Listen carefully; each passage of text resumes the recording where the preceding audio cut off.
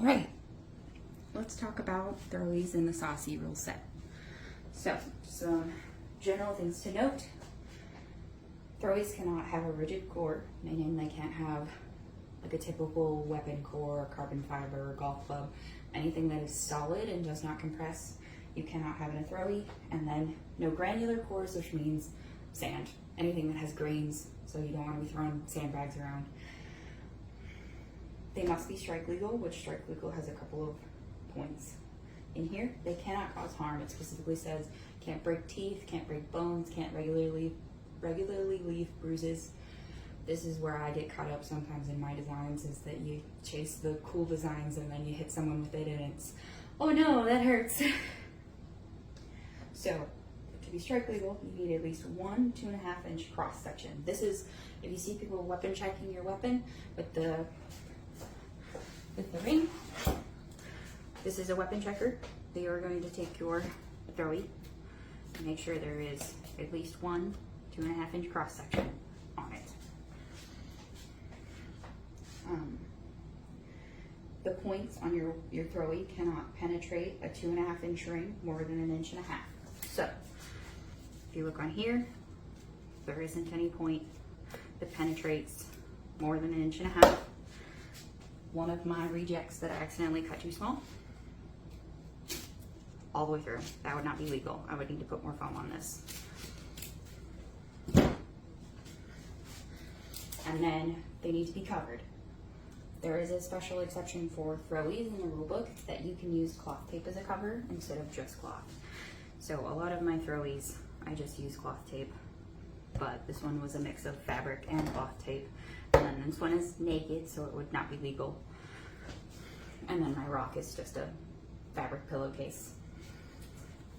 So moving on to light Throwies. These need to be between 2.5 inches to 6 inches. 2.5 should seem familiar. It is your minimum for strike legal. So a lot of people will take bigger than 2.5 inch stress balls. So a lot of such stress balls come in like 2.75, 3 inches. Throw a cover on it and it is a legal Throwie. It compresses, there's no hard core. Gamma balls are legal. Sometimes they hurt depending on their densities. A lot of small Throwies, you'll see what they're referred to as books, where they are just a square. But where's my eraser? And then cannot be confused with a magic ball. So if I were to just make a solid red or solid brown and it had a little bit of a tuft on it, that would be confused with a magic ball. This is up to Reeves' discretion and if it's causing confusion on the field. Heavy thrones, between 9 inches and 18 inches, so there's a little bit of a gap here, 3 inch gap, so that there isn't any confusing overlap. So minimum 9 inches to maximum 18 inches. And then a special caveat for the heavy throne is that they cannot meet the requirements for rocks, which a rock is 10 inches by 10 inches by 10 inches. So if my heavy throne was 10 inches by 10 inches by 12 inches, it would not be a heavy throne, it would be a rock. And an example of a rock I have here is just literally all of my scrap foam stuffed into a pillowcase. And it has a 10 inch by, at least 10 inch by 10 inch by 10 inch diameter. And then this axe is an example of a heavy throne. It is just a smidge under 11 inches. And then my ukulele is just at about 17.5. And then this one wouldn't be classified as a rock because it's 17 by about 8. If it was 17 by 10 by 10, it would be classified as a rock.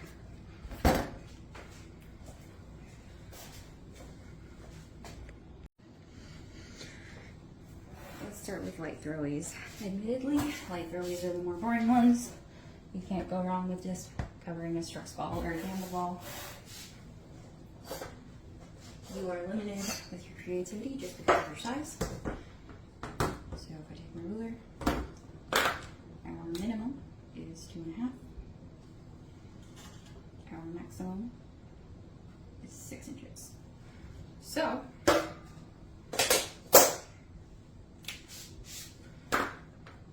my 2 circles that need to be at the ends in there. And look, there isn't really all that much room to wiggle. So a base design that I see a lot is kind of a disappointing chubby knife shape. Let me switch colors.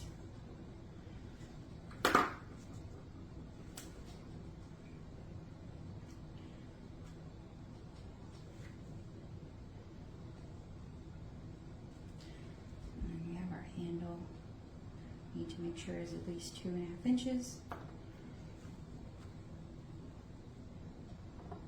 And this is what we have to work with. So a lot of people will take this in, make this a blade. Boom, you have a really disappointing light throwie. Or you'll have people, like I mentioned before, will just make a square. All of these are acceptable. Make sure that all of these corners are okay. And then I'll see a lot of people put a hole right here so they can attach it to a bandolier or put their fingers in it, whatever.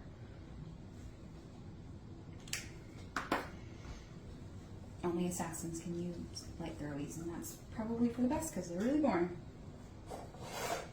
Alright, heavy throws. My personal favorite because you get the most creativity. Let me switch this around. You have your minimum being 9 inches, and then your maximum being 18 inches. So I have most examples of heavy throws.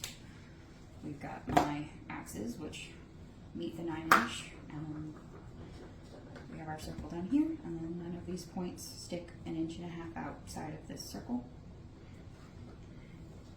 We've got, this is one of my hammer designs. I was too lazy to dig it out of the garage. Meets the size requirements. Got your circle there, and then none of these edges stick 1.5 inches out from the circle. So this would be a nice design. You could work with this as a base, where you maybe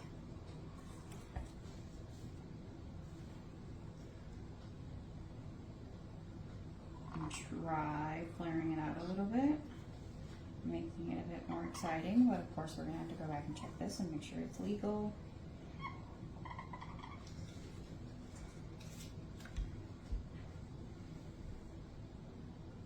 So that's not 1.5 inches. That would be okay. That's okay. That's okay. That would be okay. That would be okay. So constantly check your designs, make sure that they're okay. You will at least once produce something that is not legal.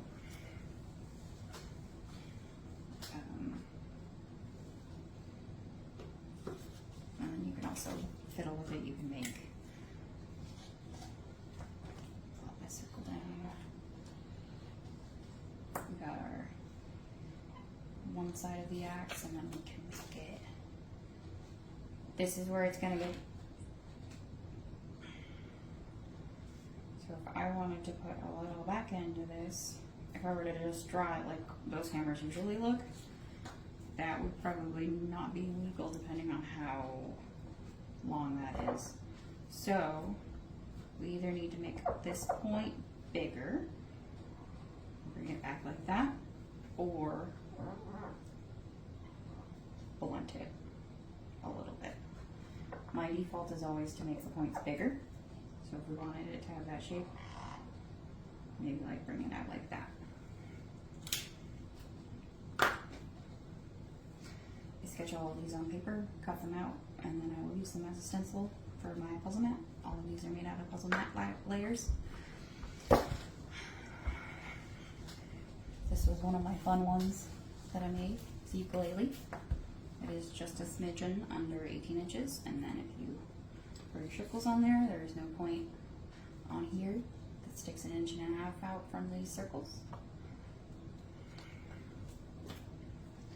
And then I want to show you one that did not pass, not because of design requirements, but because it hit too hard. This is a throwing shovel I made when I was a new player.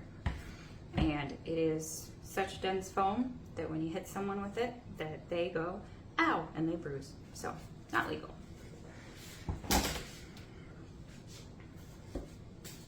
And then what I do with all of my recycled fabric scraps, or not fabric scraps, my foam scraps, is I just throw them in a pillowcase and stuff it in there until it reaches 10 inches by 10 inches by 10 inches.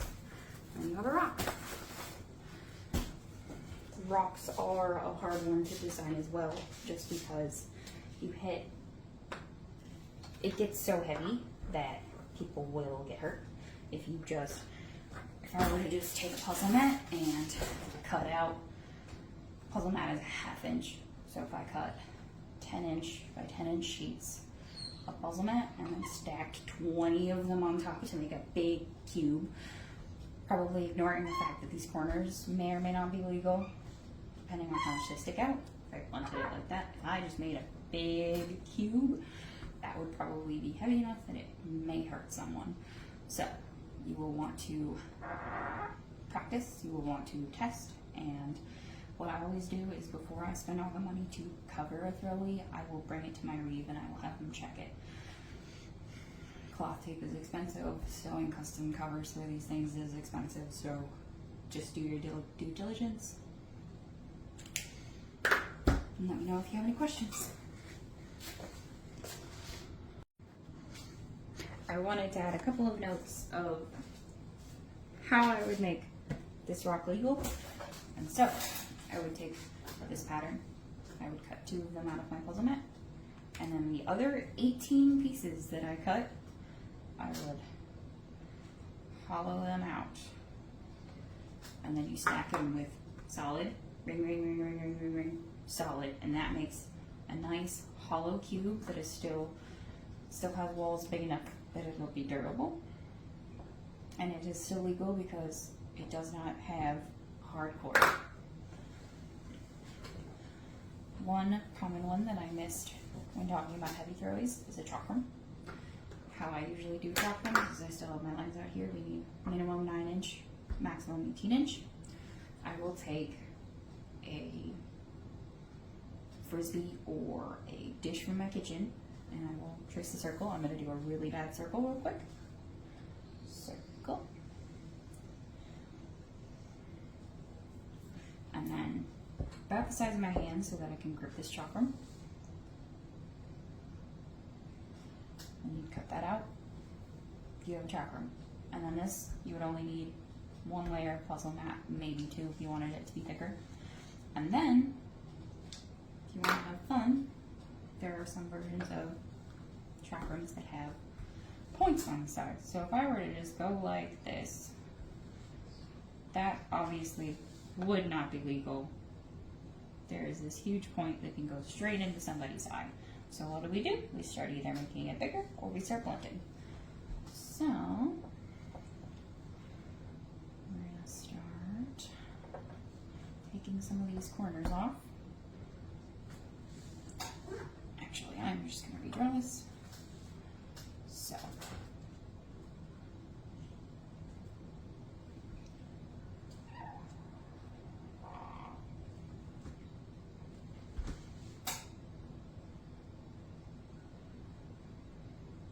this, from my perspective, would be okay because that's less than 1.5 inches. This is less than 1.5 inches. This is less than 1.5 inches. You would have to check if I were to put spikes on all sides whether it would fit into the 18-inch. Probably wouldn't, given how big my ring is, but. And then we can go around and we can.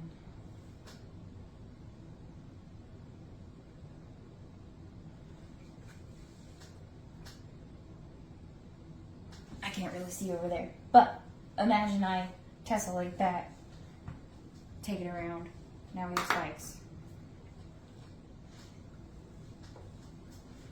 Or for small throwies, I've seen people attempt ninja stars. I'm going to do that real quick, we'll see how it goes. Pick my ruler up off the floor. We want 6 inches.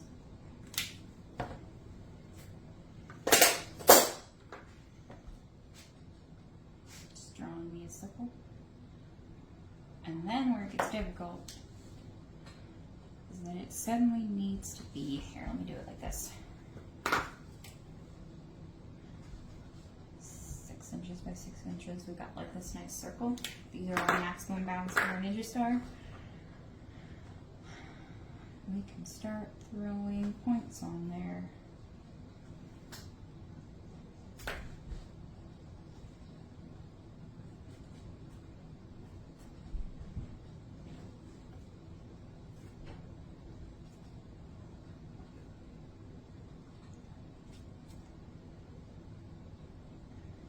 Round these out a little bit.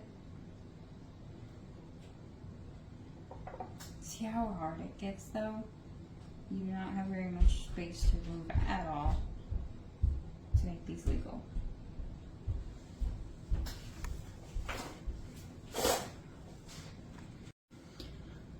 One last thing is common materials for making throwies. My personal favorite is puzzle mat, and this is the Harbor Freight. $10 for 6 sheets.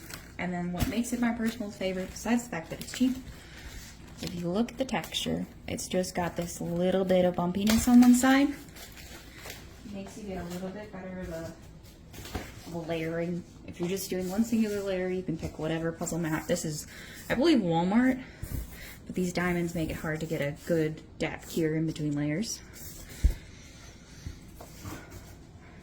And then of course for your small throwies, you have stress balls that don't have a hard core and that they compress. There's no sand in them.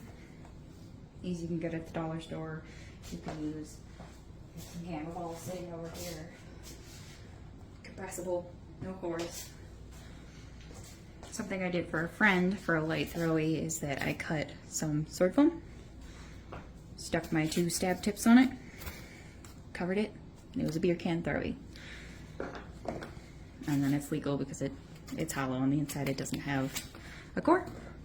What made throwing shovel, Old Faithful, illegal is that I used those foam gardening kneeling mats and layered like 3 layers of it, and so it is this really, really heavy, dense foam that makes it very intense to get hit with, and then it's long, so people really overhand chuck it.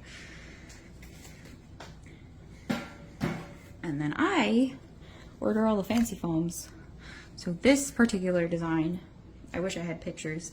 It is the entire body of the ukulele has a central layer of 3-pound foam, which is kind of a little bit dense but still compressible, and then 2-pound foam sandwiched on it to give it a little bit more squish. And then it is this blue camp pad all the way around the edges so that it's squishes a little bit more friendlier. If I push right here, my fingers don't go into it very much, but the squish in here, my fingers go into it. And then of course, blue camp foam you can use to make things if you've got a hard edge. Like I've seen a lot of people, when they make this sort of axe design, they will put a layer of blue camp pad on the striking surface just so it's a little bit friendlier.